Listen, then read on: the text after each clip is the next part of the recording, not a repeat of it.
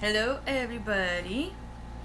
I hope Batman distracted me. And I just heard something outside. I was like, oh my god, what was that?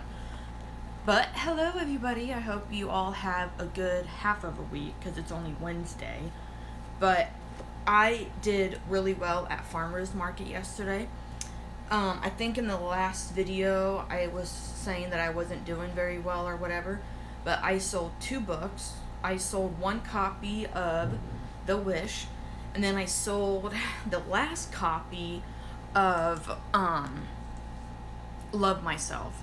I thought it was Teenager, but it's not. But I did get an email from Amazon, and they said that my print copy should... I was hoping they were going to be here today because I was going to open it live and show you them. They were just copies of my poetry books and my actual author copy of Guardian, but the email said they would be here tomorrow, so that's exciting. So I guess Friday, when I do my live reading of chapter 23, I'll show them to you. So today I was just like trying to get some inspiration for my Guardian, my second book, and I'm doing like last minute edits of Guardian. So yeah, so my week's been going good, which I hope yours have too. So today I'll be reading from The Wish, chapter 22. So I'm really excited because like we're getting really close to being in Gina's head, which you all already met her at the library when Olivia went to go check books out so she can do some of her own research. So I am going to start reading chapter 22, and it's only 1, 2, 3, only 4 pages, so it might be a short reading. So okay, so this is chapter 22 of The Wish. I hope this is live because the one button that normally pops up, it says public, so I hope it is. Okay, it might be, I don't know, but anyways, this is chapter 22. I better get a drink first. Okay. During the night, Olivia was awakened by her dad's screams. Her mom woke up and they both looked at each other, then got up, ran down the hall, and stopped in the doorway of Olivia's room. Olivia turned the light on. Her dad was on the bed fighting something off. He bolted from the bed, looking around the room like he was looking for something. Where is it? Where did it go? Dad, why are you in here? It's dangerous. All the color in his face had vanished. His breathing was rapid. What's the matter? Her mom asked. Her dad didn't get scared that easily, but now all of a sudden he was. Olivia knew what could have scared him, but she didn't want to say anything. Say something, Griffin. Something was on top of me. He felt pressure. I felt pressure. Pressure all over my body. I heard loud scratching noises on the wall. Then I saw shadows crawling on the floor towards me. Then they were gone. Olivia's heart sank. A sick feeling settled in the pit of her stomach. It's happened to Dad, not just me. The pressure worked its way up my legs, then to my chest. I couldn't move. I couldn't scream. I couldn't do anything. Griffin, her mom took a step forward, as if she cared. What are you talking about? Something appeared right in front of my face. It was a woman with hair pulled back in a bun. Her eyes, I never seen anything like it before. Half of her eye was bright blue and the other side was bright green. Oh God, no. This can't be happening. No, no, no. Not Inga. How did she get in here? All the windows and doors are locked. If she tried to break in, the alarm would have gone off. Her dad looked Ashton. His lips trembled. You see, I told you this house was haunted, Griffin. Mom, not right now. She spoke to me. Olivia stepped closer. What did she say? Wait, no. Her mom shook her head and covered Olivia's ears. I don't think we should know that. She said. He hesitated for a second. Olivia's mine. You can't save her. Nothing can.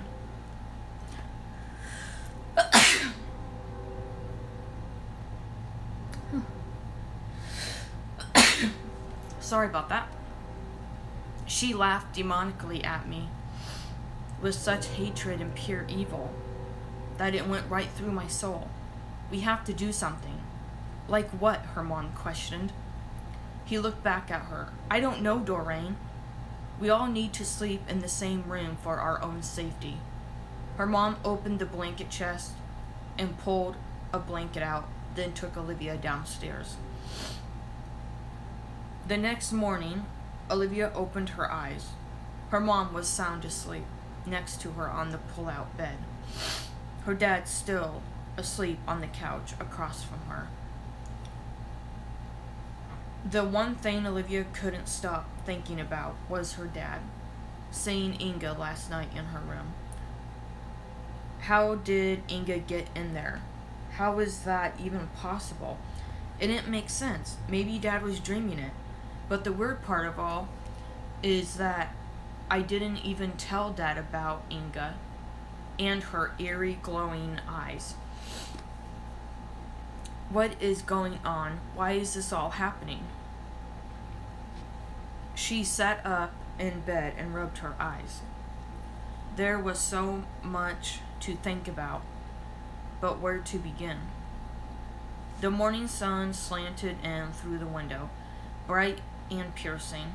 She squeezed her eyes shut and buried her face into the pillow, not wanting to get up. Out of the blue, Olivia remembered something. A dream she had days ago. Inga was in her house, and there were men with torches outside. Who were the men and why were they there? The blankets were pulled from her back, catching her attention. She lifted her head and saw that her mom was awake. Did you sleep well? Her mom asked. Yes. I think your dad did too. Olivia looked over her shoulder. He was curled up in a ball. He always slept like that. She slept like that too. It was quite funny to see him asleep that way. Olivia yawned and got up from the bed. I'll be back. Her mom grabbed her hand and squeezed it tight. Don't you think we should stay together? I'm going upstairs for a minute. What's upstairs that's so important? Olivia looked at her dad, then back at her mom. I need to change my clothes. I'm not wearing the same clothes from yesterday, Mom. Her dad woke up and removed the blankets. What's going on? She wants to go upstairs. Her dad's face grew pale. His eyes widened. He stood up immediately. No, not after what I saw. You're not going up there. But Dad, no, he said in a stern voice. Don't dad me. Then come upstairs with me if you want. I won't be in there long. Olivia's mom went into the kitchen and her dad followed behind. Her mom turned on the coffee machine, then filled it with water. This was her chance to sneak up the staircase. She needed to face her fear. She got up from the chair and tiptoed up the staircase one step at a time. Don't get caught, don't get caught. She peered around the corner of the hallway. Her bedroom door was wide open, just like they had left it. She shook her head in disapproval. In the back of her mind, something waited on the other side. It was there. The eeriness crept up her spine. She exhaled and hurried down the hall, but then came to a stop. A feeling of being watched snaked through her body. She turned and saw a thick black fog that hovered. She stared at it to figure out what it was. Where did it come from? Where it had come from. A shadow creature appeared in the middle of it. Before she reacted, it pushed her across the hall. Her arms flailed, and her hair blocked her vision. Once her back met with the wall, the sound of glass shattered, cutting into her skin. The pain spread throughout her lower back and over her shoulder blades. She squeezed her eyes shut and gritted her teeth, curling her fingers into her palms. Within seconds, she realized she had crashed into the oversized mirror hanging on the wall. Pieces fell below her. She fell to the floor and turned on her side, cringing in pain. Once her mind registered to what just happened, she screamed. Tears poured down her cheeks. She noticed little droplets of blood on the floor from where the glass had cut her. The shadow creature stood over her, staring down at her, its red eyes as bright as could be. She leaned down and gripped her neck, squeezing tighter and harder.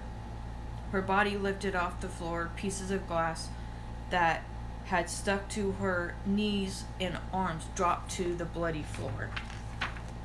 Wait, hold on. Okay. The shadow creature reeled its arm back, then tossed its hand forward like a punch.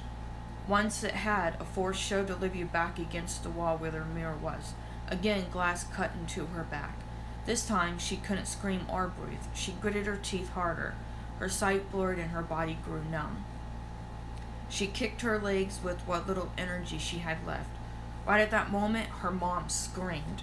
The force around Olivia's throat released. She collapsed to the floor.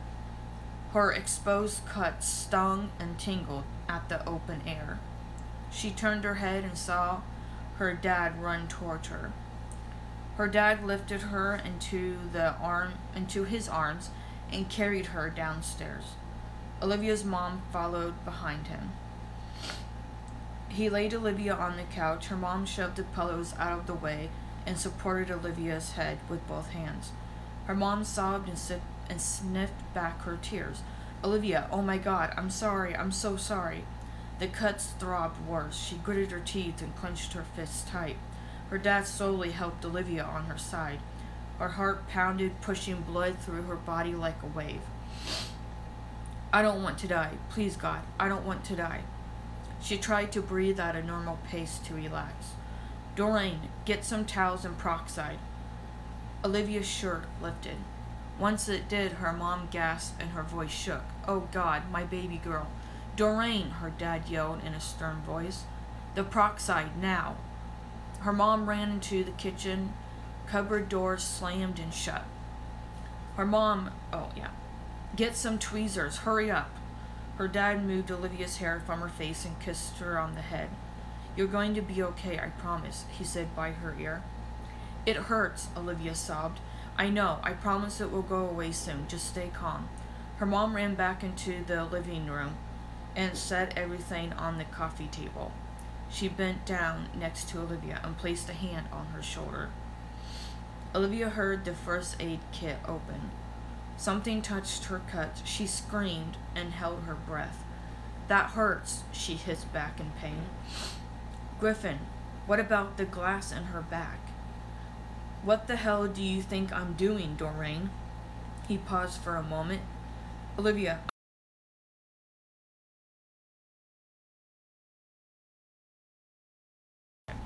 sorry about that. Someone was calling my phone. It was spam. If you need to scream, do it. Olivia squeezed her eyes shut and clenched her fists tight. Her dad placed his 2 fingers on her back around the piece of glass, then gently pulled it out. Olivia squealed. Her mom soothed her hair to keep her calm. You're going to be fine, Olivia. She kept Olivia's hair from her face. Her dad removed all the glass and tapped the wounds with peroxide. Olivia flinched at the stinging sensation. That hurts, Dad. I know, honey, but I have to do it. I need to clean the cuts. Griffin, what are we going to do? I know what we have to do. We have to keep her safe. But her back. She'll be fine. It's not that bad. Just little cuts is all. Are you sure she'll be okay? Her mom sobbed. Yes, I'm sure, he assured her. We just have to keep an eye on her. Woo! That's a lot to take in, isn't it? Wow. Your child is like being thrown across the hallway by an unknown force that you can't even see. Holy moly. So, I have no clue where that idea came from, but obviously I had a lot of fun writing that. So, let me think. I don't know what I would honestly do if I woke up in the middle of the night and heard my dad screaming. I think I'd be a little bit hesitant at first. I think I would probably grab my phone, call 911, or I would run over to my sister's bed and be like, my dad's screaming, what do we do? So, I don't know what anybody would actually do if somebody... That's kind of scary. But anyways, so the one scene that I really had fun writing, not the scene where Olivia was being thrown across the hallway, but this scene where one of the dark shadows had appeared. Like, at first it was like a black fog, and then a black shadow, like, stood in the middle of it. I thought that was really cool and interesting to just use that. And then the part where Olivia was, like, thrown across the, I thought I heard something. Where Olivia was being thrown across the, hallway, and the little, pieces of glass cutting into her skin. I've had glass in my skin before, but not to that extreme. Hopefully never. Hopefully. And, so I think I probably had to do a lot of research on that because everything that I write, I always do research on it, and that's just how I do it. So I hope you guys really enjoyed that chapter. That was a lot to take in, like I said. So if you have any questions about the chapter, or you can comment what you liked, that's great, you can do that. So, alright, I gotta get my planner. Where is it? Oh my goodness, it's covered. I've been working on my, second book in this Sword of Realm series. So, basically well, not this one. So, all of these notes here, I've been looking through all of that, so... And I've been filming a vlog too, so. Okay, let's see. Alright. So the next chapter that I'm going to be reading is actually this Friday. Chapter 20, wait. Okay. Chapter 23 at 6:45. So Friday the 9th, I will be reading chapter 23 at 6:45. And then Saturday the 10th, I have Farmer's Market from 8 to 12. And then the next live chat, well, not the next. So then my next coffee chat is number 13. Oh my gosh, it's on the 13th. That's hilarious. Tuesday the 13th, I'll be doing a live coffee chat at 9 o'clock. And then I have Farmer's Market at 3 to 5:30. And then on Wednesday, the 14th, July, I'll be doing a live reading of The Wish at 3, and then I have my prayer meeting. So, yes. So that is the schedule for next week. Or no, yeah. So, and then tomorrow night, I have my writers group at 6:30. So I will definitely, give my followers on YouTube, an update of that, because I used to do that and I don't know why I just stopped. So like I vlog for whatever book the vlog. So anyways, I really hope, okay, my internet's messing up, so I really gotta stop it. But anyways, thank you all so much for watching this, and I hope you guys have a great week. I will see you guys Friday night at 6:45. So bye.